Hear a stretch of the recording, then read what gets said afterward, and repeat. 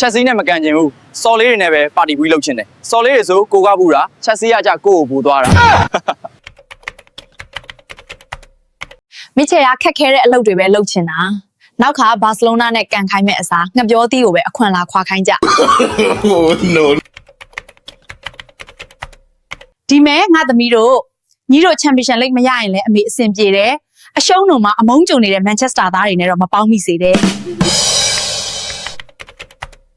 လက်မင်းရမယ်ကိုဝေဖန်မယ်ဆိုသူကဆက်ရှက်ကြော်ကလေးပဲရှိသေးတာ ကလေးသာပြောတယ်စော်ကြအယောက်30လောက်ရှိပြီနော်